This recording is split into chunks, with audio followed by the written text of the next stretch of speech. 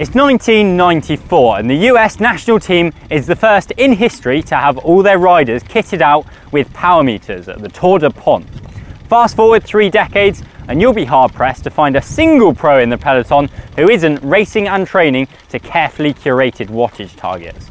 Of course, it's not just the pros that fit these devices to their bikes. You can now pick one up for less than £300, and that means that power meters have changed the face of cycling forever, even for mere mortals like me. But what's the next bit of revolutionary cycle tech going to be? Well, today I'm testing something that could be a glimpse into the future. This is an Aerosensor, and as I ride along, it measures my CDA, or coefficient of drag, in real time. It's tech that has previously been used on planes and in F1 cars, but now teams like Little Trek are using this tech to try and make cyclists faster. Today I'm going to be seeing if this little sensor is any good, how it works, and whether in 10 years time we're all going to be using one. People in cycling are always banging on about aerodynamics, aren't they? And it wasn't so long ago that aero is everything was a specialised phrase for all occasions. The dark art of taming the wind now shapes the clothes we wear, the bikes we ride, the helmets on our heads, and even how we ride. I get very annoyed when people don't do turns. All of this is for a very good reason. Drag is, in nearly all cases, by far the biggest force impeding our forward motion. In fact, when you think about the case that on a flat road like this one, there is only 2 things slowing me down. My tyres rolling resistance from an area about the size of a 2p piece, and the air I'm trying to travel through. Maybe we should be paying even more attention to how slippery we are. And yet, whilst I can measure my power output, my heart rate, the glucose in my blood, my core body temperature, and all manner of other nerdy stats, up until now I haven't had the foggiest idea of how aero I am. Well, this is where the Aerosensor comes in, because it claims to be able to give me that number without the need to spend a fortune on a wind tunnel session. It combines data from an amp plus speed sensor and power meter with its own measurements of altitude and wind conditions to calculate my CDA. The idea is that if I then change my body position or equipment, say my wheels, then it takes the guesswork out of whether I've improved my aerodynamics or given myself an even bigger problem. What the fuck? We've got hit by a freak tornado. Right, well. No. So, what's in the box? Well, on test I have what Aerosensor call the ACS body package, which is made up of this Aerosensor and this body position sensor.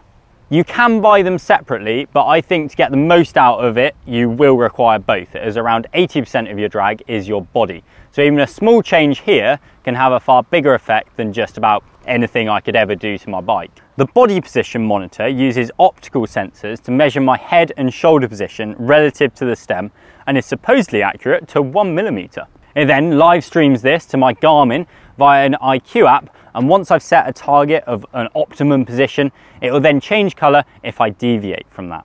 The good thing is that you can go and use this on your local roads. You don't need a velodrome. Although if you do happen to have one of them up your sleeve, then Aerosensor makes another bit of kit just for you. Oh, and if you're wondering whether this rather flimsy 3D printed mount is going to break as soon as I go over a bump, yeah, so am I. Aerosensor has already taken this on board though and sent me a much more robust injection molded one. Oh, and it will come as standard with the drag measurer from now on. After downloading the IQ apps onto my Garmin, one for the body position sensor and one for the drag sensor, I now get live figures as I ride and can then see all that data in my fit files at the end for further analysis in some software called Aero. In the case of the Aerosensor, if you're a Wahoo user, then I'm afraid you're going to have to wait a bit longer. I guess that's the downsides of not being able to get user-generated apps. You have to wait for Wahoo to actually take notice and get developing. I'm sure as this technology matures, we won't be limited to using it on select devices though. Out on a ride, my Garmin then has some new colours to look at. The one on the left is my head position relative to my stem, and the right one is my chest position. If I'm too low, i.e. an unsustainable position, then it goes blue. It's white if I'm at the optimum that I've set beforehand, and it's red when I get lazy and sit up. I've been using the free ride and out and back testing functions, but there is also modes for if you're doing laps of a circuit, for example, a velodrome. To be honest, the CDA number changes so quickly when riding that it's near impossible to figure out how aero you are. But as soon as you analyse that ride, for example, like I've done here in Garmin Connect, you can quickly draw averages for laps, segments, and of course the whole thing. The setup does take some effort. You have to do some test runs and then manually change a load of parameters on your Garmin. This is fine for someone who's tech savvy, but my grandparents aren't going to be doing this. Not that they probably want to know their CDA. You can read all about the nitty-gritty of the testing of the different modes of the Aerosensor over on their website, but our review of the Aerosensor will be coming to the road.cc website very soon. This wouldn't be a real test though without a competition. Down the cafe, it's easy to check who's got the lightest bike, but trying to see who's the most aero is much less tangible. So, who's going to have the lowest CDA, me or Ed, a rider that is much better than me? According to my windsock, time trialists can aim to have a CDA below 0.2. However, this is by no means the average, which is closer to 0.22. A road bike racer can be as low as 0.24, but the average is closer to 0.27. A regular road bike rider with a standard helmet in the summer is likely to be 0.3 to 0.32. However, in the winter, this can be much higher, which is probably why you ride slower in winter than you do in the summer. A performance cyclist should pay continuous attention to the aerodynamic efficiency. So whatever your current CDA, you should attempt to lower it, says Windsock. It is in most cases more important than losing weight, although they do point out that losing weight is also a good way to reduce your drag. So what was my CDA? Well, on average across my runs, I averaged a CDA of 0.275. I'll take that. This is likely helped by the fact that I was wearing a well-fitting Aero kit, an Aero helmet, a specialised Evade 2, Aero socks, have an Aero cockpit, and I even shaved my legs for the occasion. Ed meanwhile clocked a CDA of 0.287, a result I rather unmodestly reminded him of on every subsequent ride, right up until I realised that he's several inches taller than me and set the result using shallow wheels. Still, a win's a win. It should be noted that neither of us has been to a wind tunnel to validate these results, but perhaps more importantly, the figures were repeatable on multiple attempts, on different days and with varying wind conditions.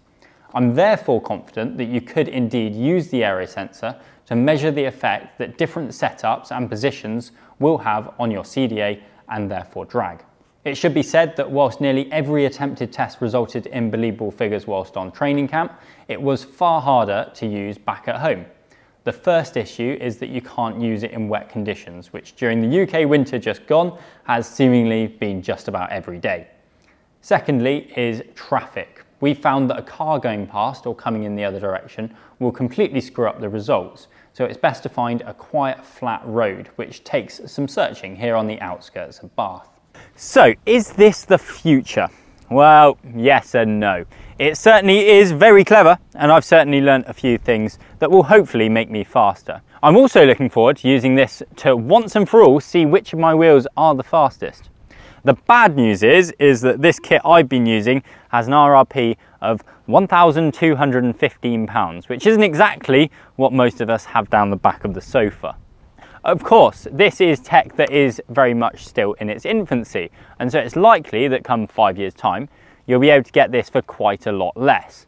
I highly doubt that anyone thought $4,000 was a bargain when the first SRM power meter hit the market. So, price aside, is it the future? I certainly think that we'll be seeing a lot more of them, initially being used by more pro teams during training and equipment testing camps, then TT specialists, and then the inevitable trickle down to performance-driven amateurs. Who knows, maybe one day someone will integrate this kind of tech into a head unit. Now that really would be cool. Let us know your thoughts on this real-time drag measuring device down in the comments section below. Would you buy one? And do you think they're the future? If you like this content, then please give us a thumbs up, subscribe to the channel for lots more of the latest cycling tech, and we'll see you next time.